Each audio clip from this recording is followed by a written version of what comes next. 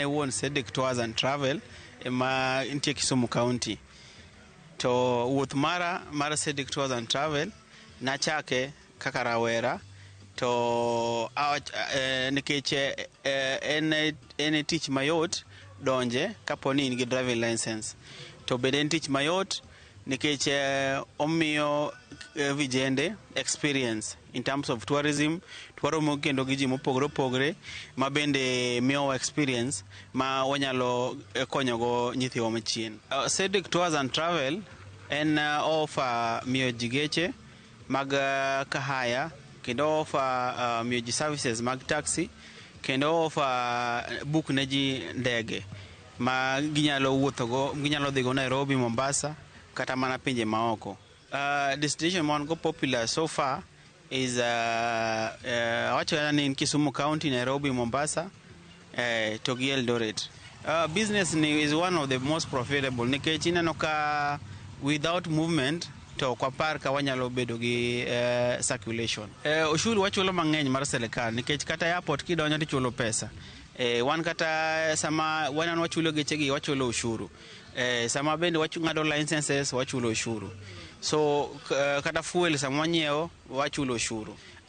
Prices magwa lure nikech ineno geche wan go mopogore opogore. Koro wan geche mathindo nigi bei mopogore, wan geche madongo nigi bei mopogore. Kata ndege bende nigi bei mopogore.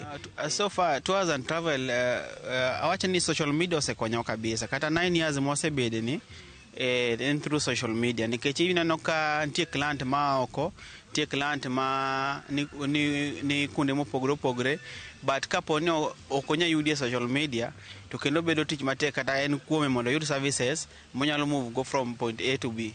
Technology osekonyo kabisa nikech ineno kata kochopo kar chulo pesa ok ochuno nyaka kaw cash.